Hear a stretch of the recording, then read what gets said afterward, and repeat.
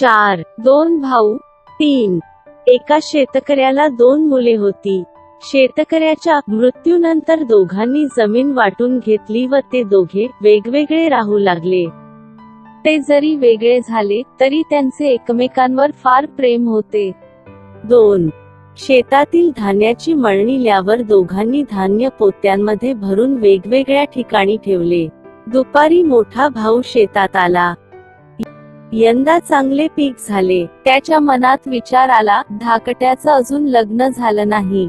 शेतीचे सर्व श्रम एकट्यालाच करावे लागतात. तेव्हा त्याला आपल्या वाट्यातून काहीतरी दिले पाहिजे. 4.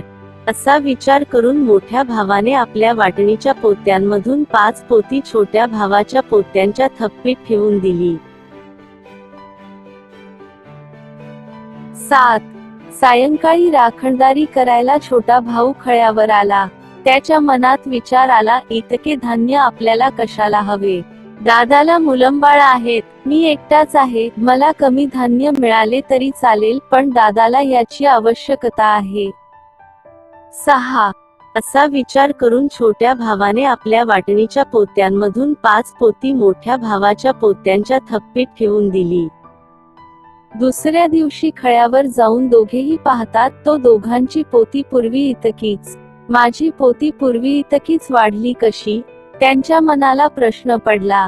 नंतर दोघांनी एकमेकांकडे चौकशी केली. खरी हकीकत समजताच दोघांनाही गहिवरून आले. तेव्हापासून ते दोघे एकत्र राहू लागले. त्यांचे एकमेकांवरील प्रेम पाहून लोक त्यांच्या बंधुप्रेमाची वाहवा करू लागले. घनश्याम देशमुख.